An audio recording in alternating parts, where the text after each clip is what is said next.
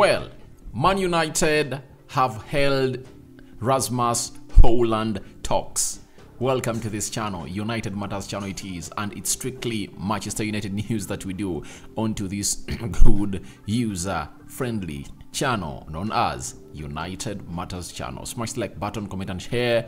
We've not gone ahead to hold talks with only Rasmus Hojlund representatives, but also Kole Muani, who plays for, is it Bayern Leverkusen, right? We've also gone ahead to really hold talks with the representatives of the French 24-year-old. Then Harry Kane wants to come to Manchester United, but United want him to agitate the move to see to it that acts as a catalyst for his own move to come to Manchester United.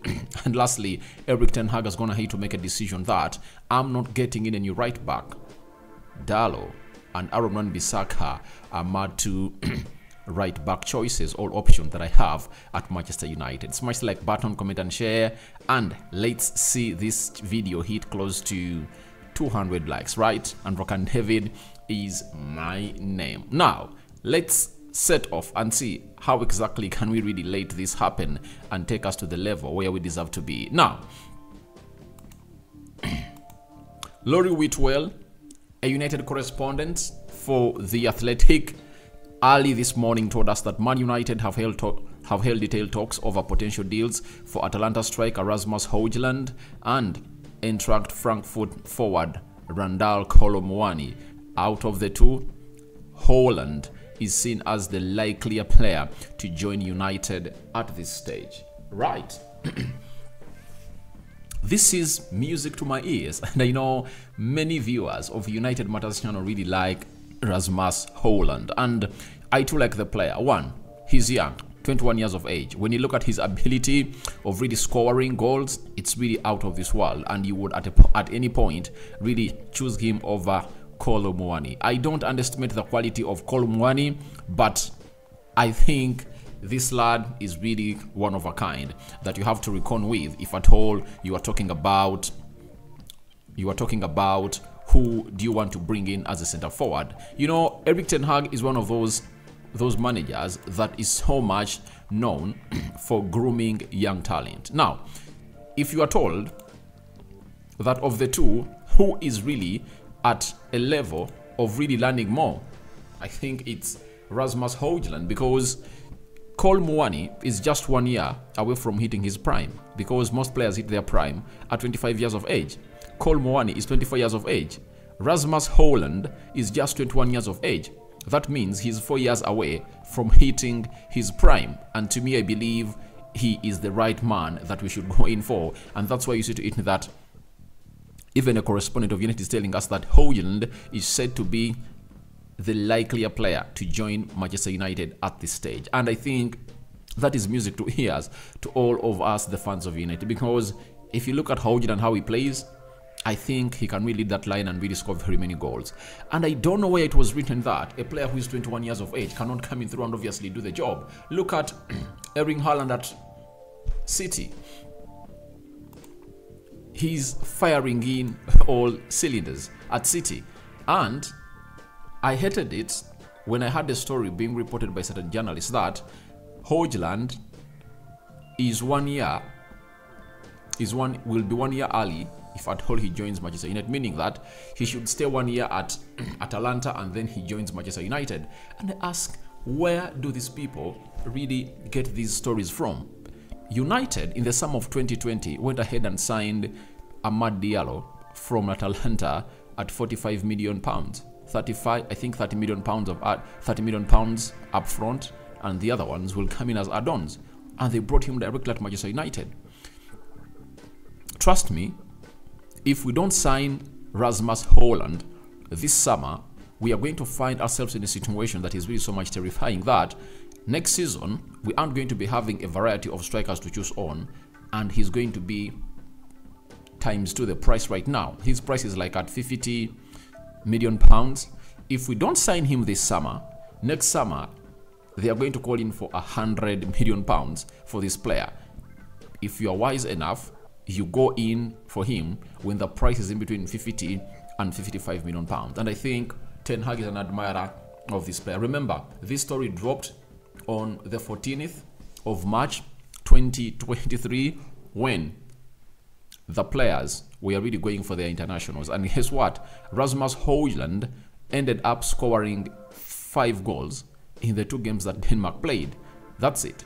And I think with this international break coming in through, I think like next week, is it next week but one, you'll see to it that Rasmus Hojlund is going to link up with Eriksson, and I think the Danish captain, that is Eriksson, will really tell him that please just come to Manchester United. It's the team that you support. We are willing to take you and obviously give you the best that you deserve. And in this situation, with Antoine Martial having all those injuries, there is no way we are going to bring in one striker. And without Weghorst loan, United not willing to make it permanent, that means we have to bring in more one striker. If at all we sign a world-class striker, Rasmus Hojlund wouldn't be a very bad option for the club of Manchester United. And I've always told people that he can be like a Julian Alves. You can't tell me that River Plate, where Julian Alves was playing, is a better league than Serie A. If at all this boy at the age of 21 is playing for a Serie A side that is Atalanta, this boy needs to really put himself in a situation of knowing that he's really talented and he really has all what it takes to go on and obviously get in the best that they deserve in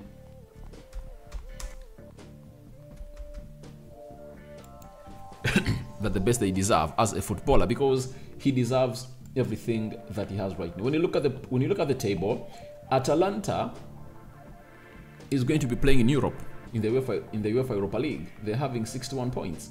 That is Atalanta for you. So it shows you how good this season this team of Atalanta has always been, and they've gone ahead to put in performances. And Hojlund has gone ahead to really put up very good performances that you have to go on and really look at and obviously analyze as a player. And I think in their last game he even scored, so I think he's gonna have to take his tally to the next level as far as goals are really concerned. He's having some good numbers that are really so handsome and attractive for a manager like Erik ten Hag. Now Lord Whitwell has confirmed to us that John Mota, that is the football director of Manchester United, has stepped up dialogue around transfer targets since United secured Champions League football with the aim of knowing the numbers involved on fees and wages ahead of the market. Why did he need to wait until we qualify for the Champions League? Why? 1. If you are in the Champions League, it's easy for you to negotiate a deal for any player. That's it.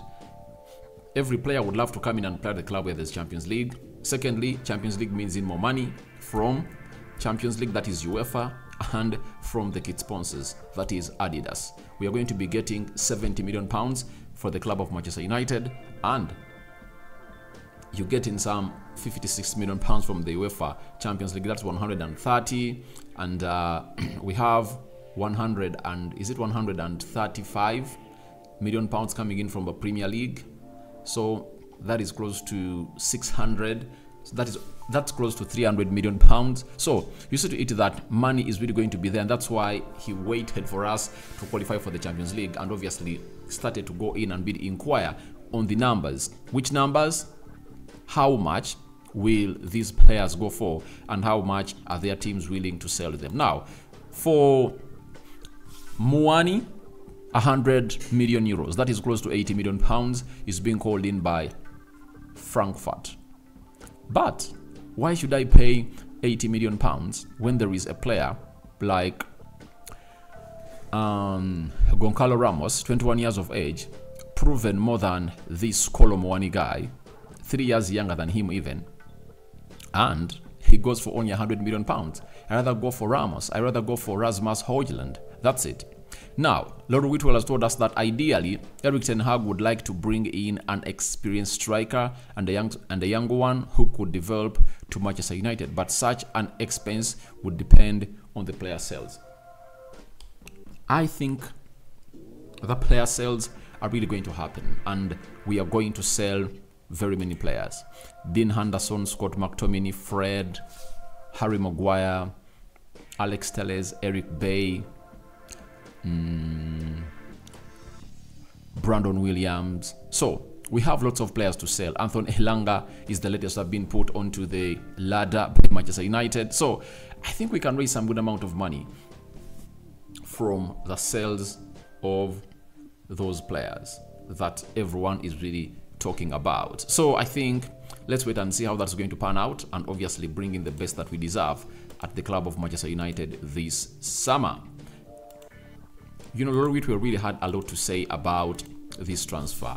He said also, Man United's ownership flux is adding some uncertainty to budgets, but Erik ten Hag and the club's recruitment staff are progressing on a basis of business as usual. We understand the ownership status. It might be revealed after the FA Cup finale on Saturday, and on Monday we might anticipate some big news about that takeover. But one thing I've gone ahead to thank about the board of Manchester United, they are conducting business as usual. They are talking to players, they are negotiating deals such that if at all the new owner comes in through, he'll just find himself in a position of really negotiating, of just really approving what these other people have been doing at the club of Manchester United. That really sounds great for me, and I think that's good work, well done. Now, even Samuel Lucas had something to say about this deal of Rasmus Hojlund. Hojlund, 20, has been identified as an attainable target by Erik ten Hag, with United operating under the assumption Tottenham will not sell Harry Kane. Obviously, the Harry Kane stuff is really hard to really know what exactly we are all about. He also confirmed to us that United are also continuing to monitor Eintracht Frankfurt goal scorer Randall Cole Muani. Muani has scored 23 goals in 45 games for Eintracht Frankfurt, who finalized 7th in the Bundesliga.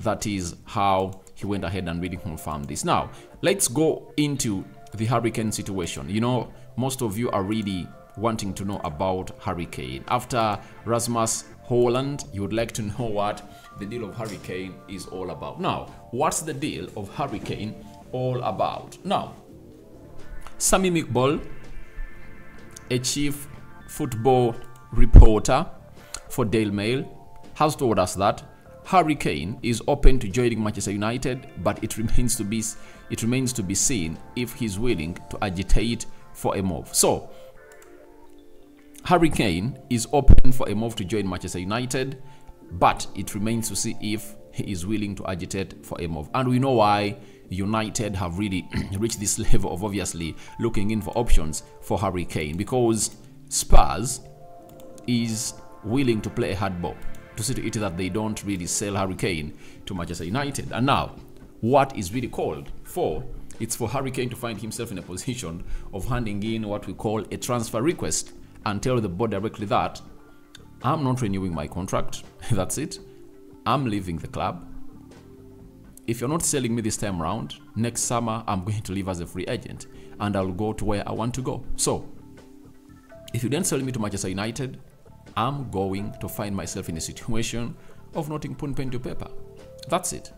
£100 million is what they are calling in for, and Erik ten Hag is obsessed to sign this man at Old Trafford. So that's the scenario, but United are really willing to go on and really spend big on Harry Kane if at all he forces the move out of Tottenham Hotspur. Something that might be hard for him as a captain, but Spurs will have to look on the other side of losing money.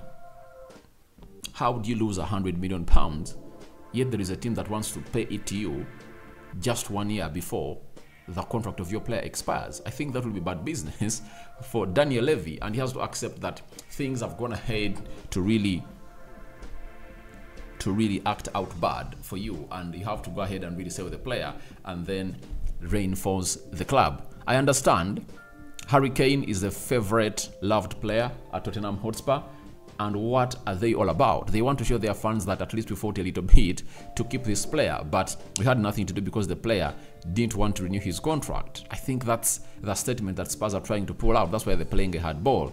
But United looks like they're not going to wait for Harry Kane. They will find themselves in a situation of obviously saying, let's go eyes. Let's really drop off Harry Kane and let's sign in another centre forward that is willing to come in through and obviously offer to us the best that we deserve as a team.